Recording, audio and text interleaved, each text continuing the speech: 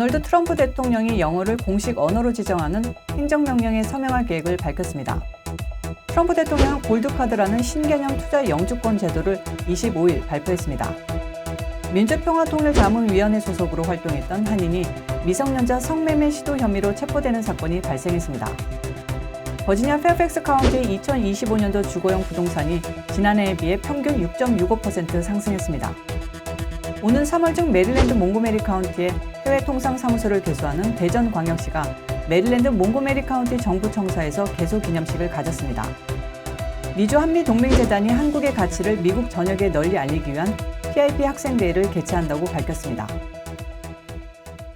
안녕하십니까? 2월 28일 뉴스모아 시작합니다. 도널드 트럼프 대통령이 영어를 공식 언어로 지정하는 행정명령에 서명할 계획을 밝혔습니다. 미국은 이민자의 나라로 영어 이외에도 스페니시어, 불어, 이탈리아어, 인도어, 중국어 등 수십 가지 언어가 사용됩니다. 이에 따라 연방정부 차원의 공식 언어를 지정하지 않았으며 각종 공문서는 국민들의 편의를 위해 대표적 언어들로 번역돼 공개되기도 합니다. 특히 지난 2000년 당시 빌 클린턴 대통령은 영어가 불편해 정부 서비스를 이용하기 어려운 국민들을 돕기 위해 연방정부 기관들이 관련 제도를 정비하라는 내용의 행정명령에 서명한 바 있습니다. 이후 각 기관과 정부 자금을 지원받는 여러 단체들은 각종 언어로 번역된 문서와 통역을 지원하고 있는 실정입니다. 트럼프 대통령의 새로운 행정명령은 이 같은 정책의 폐지를 의미합니다.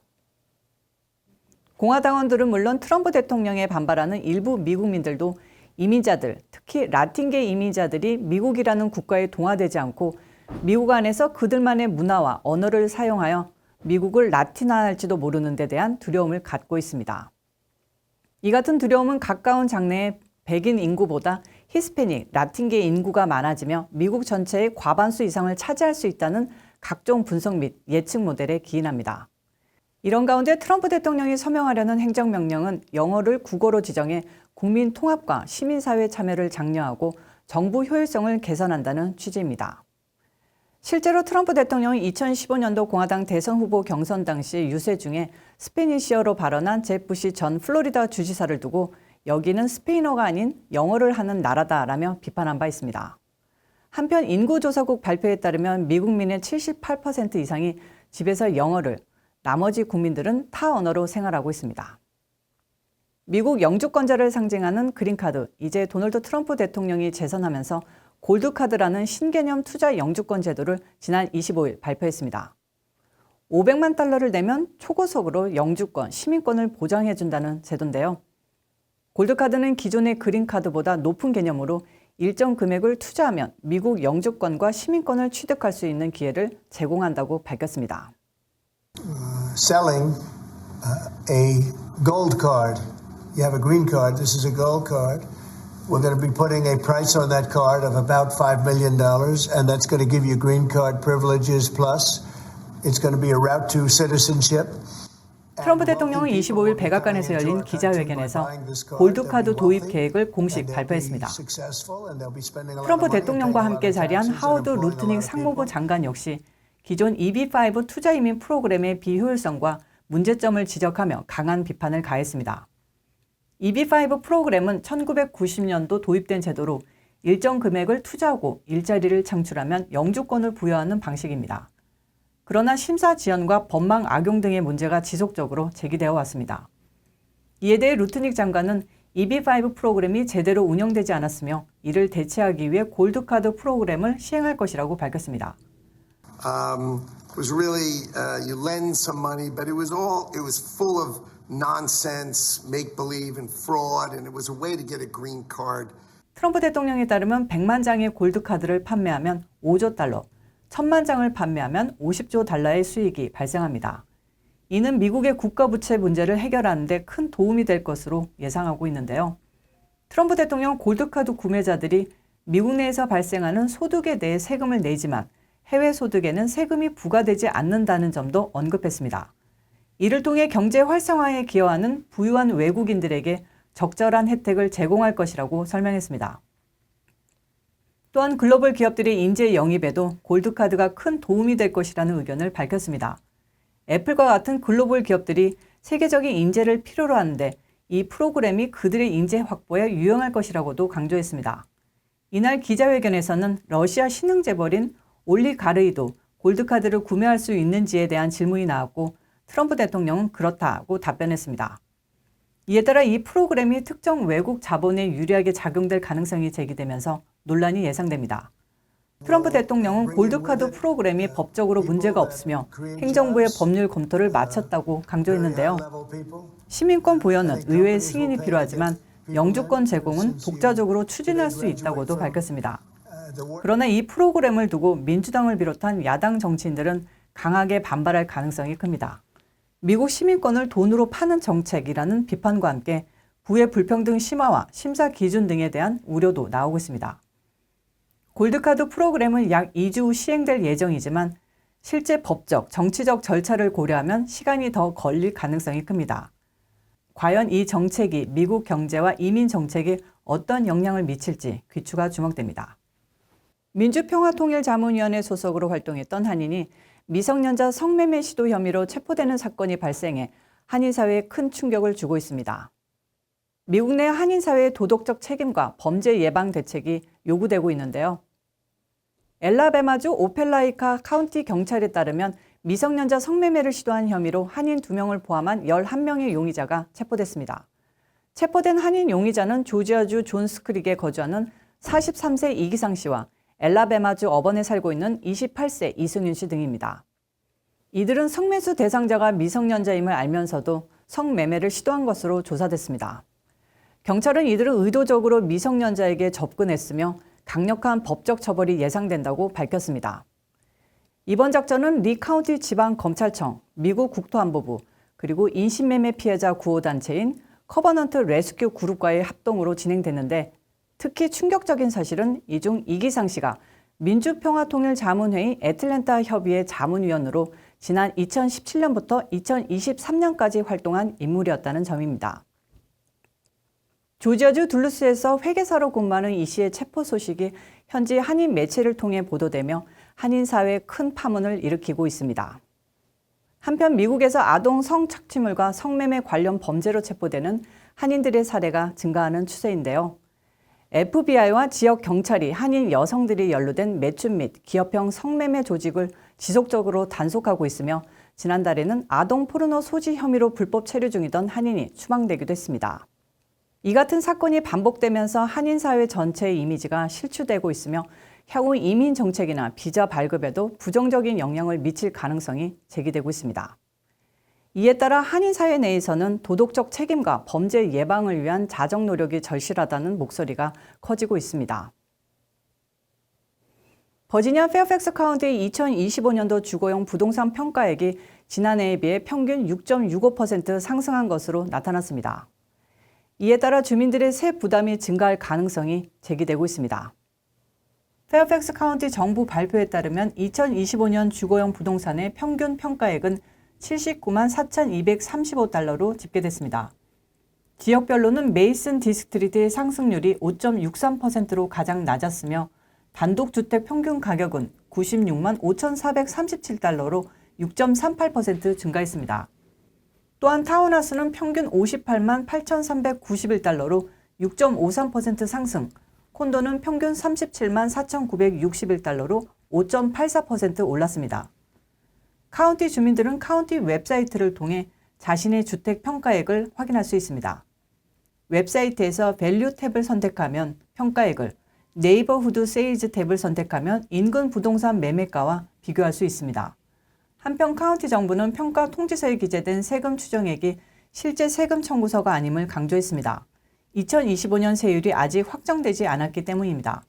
현재 카운티 행정관은 세율을 1.5센트 인상하는 방안을 제안했으며 이에 대한 검토가 진행 중입니다.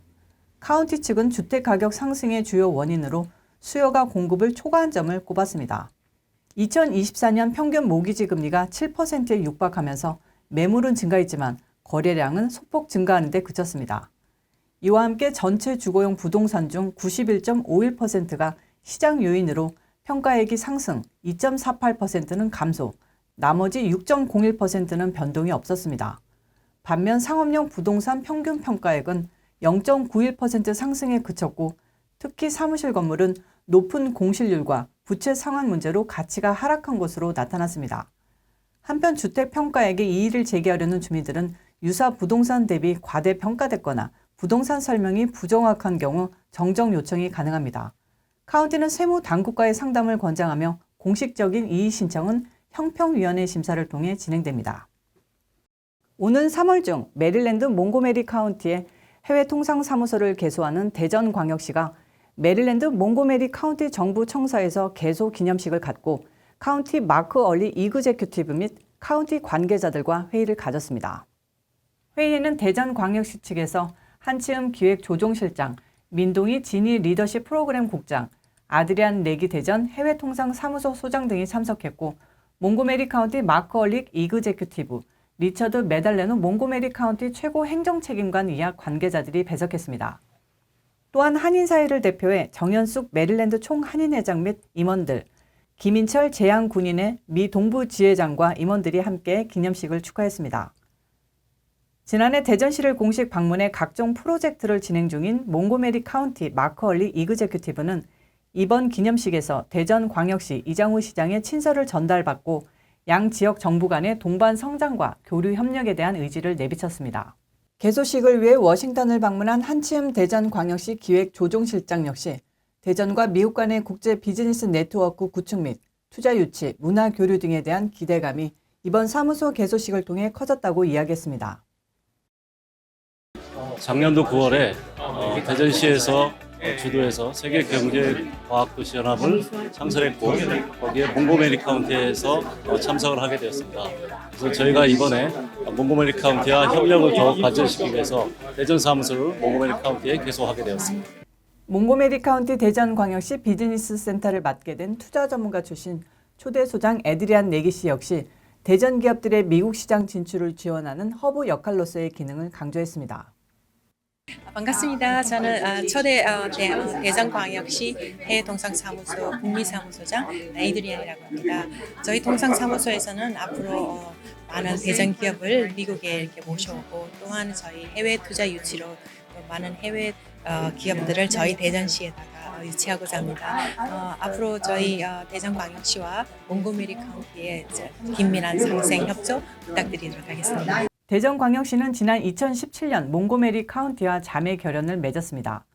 자매 결연에는 메릴랜드 총한인회 등 한인사회의 기여도 한몫을 했다는 평가입니다. 메릴랜드 총한인회 18대 회장 정연숙입니다. 몽고메리 카운티와 대전시가 시스터 스테이트 자매 결연을 맺어서 10년째 되고 작년에 군수가 돌아가셔서 한국에 가셔서 다시금 재계약을 해갖고 올해는 오피스를 서로 내기로 되어 있습니다. 그래서 제가 거기에서 도울 수 있는 기회가 돼서 너무 반갑고 바이오와 또 지니 프로그램을 하게 되고 또 대전시에서 국장님이 오셔서 여기 12월까지 묵으시면서 여러 가지 교류를 하게 된 것에 대해서 너무 기쁜 마음으로 왔습니다. 한편 몽고메리 카운티에 이어 워싱턴주 시애틀에도 해외 통상사무소를 개소해 대전과 미국 자매 도시와의 협력 및 발전에 큰 역할을 담당하도록 발전시킨다는 계획입니다. 미주 한미동맹재단이 한국의 가치를 미국 전역에 널리 알리기 위한 PIP 학생대회를 개최한다고 밝혔습니다. PIP대회는 한국의 가치, 한미동맹, 한국전 정전 71주년의 의미 또는 한반도 평화와 같은 주제를 직접 홍보하는 캠페인을 기획하고 실행한 뒤 그 결과를 발표하는 방식으로 진행됩니다. 이번 대회는 한국국가보훈부의 공식 후원으로 열리며 미국 내 고등학생과 대학생이라면 누구나 참가할 수 있습니다. 하와이부터 워싱턴 DC까지 미국 전역에서 신청을 받고 있으며 참가 희망자는 팀을 구성해 4월 18일 자정까지 캠페인 개요와 예산안을 제출해야 합니다. 최태원 미주한미동맹재단 회장은 이번 대회는 한국국가보훈부와 조지 메이슨 대학의 후원을 약속받았고 학생들이 대회를 통해 한국의 가치를 알리는 것에 더 많은 관심과 참여를 당부했습니다. 올해도 지난 2년과 마찬가지로 저희가 예선, 본선, 결선 이렇게 진행될 텐데요. 올해는 특히 한국의 국가보훈부의 공식 후원을 올해도 또 받고 우리 조지 메이슨 대학에서도 공식 후원을 해주시기로 했기 때문에 올해 본선과 결선 대회는 조지 메이슨 존슨 센터 비스트로에서 거행됩니다. 여러분의 많은 성원 부탁드립니다. 감사합니다. 또한 재단의 챗 피터슨 이사장은 미래 세대가 자신만의 방식으로 한국의 가치를 미국 주류 사회에 알릴 기회를 제공하는 것이라고 강조했습니다. Korean American young people, or really any young people, to apply for a scholarship based on a creative project that explained the U.S.-Korea relationship and tried to strengthen that relationship and tried to strengthen particularly American appreciation of Korean culture. And so we've done many things. We've taken students to celebrate the 75th anniversary of the U.S.-Korea alliance. 대회를 총괄하는 류태호 부회장은 대회 심사와 본선 진출 등에 대해 자세한 설명을 이어갔습니다. 이 PIP라는 대회는 계획하고 그다음에 실행해보고 그다음에 결과를 발표하는 이렇게 세 단계로 좀 나눠져 있습니다. 그래서 처음에는 이제 계획 단계에서 저희가 예선전을 치르는데 3월 1일부터 4월 18일까지 자신들이 일상생활 속에서 이제 한국의 그런 가치나 아니면 한국 전쟁의 의미, 한반도 평화의 가치 뭐 이런 것들을 어떻게 우리가 프로모션을 할 수 있을까 그런 계획들을 500불 예산을 짜서 예산과 함께 제출을 하면은 저희가 심사를 하고요. 미국 법정 출입기자 협회랑 저희가 이제 MOU를 맺어서 이제 그쪽에서 그 같이 이제 활동하고 있는 이제 청소년들도 참가를 이제 시키려고 하고 있습니다. 대회 심사는 주제의 연관성, 현실성, 효과성, 효율성, 참신성 등 4가지 기준으로 이루어지며 예선을 통과한 상위 20개 팀은 4월 25일 본선 진출을 통보받게 됩니다.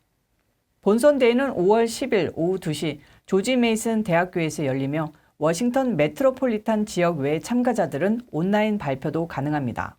본선 상위 10개 팀은 팀당 $500의 캠페인 실행 예산을 지원받고 특히 상위 3개 팀은 한국해군사관학교 초청으로 6월 30일부터 7월 4일까지 4박 5일간 진행되는 서머 캠프에 참가할 수 있는 특별한 기회가 주어집니다.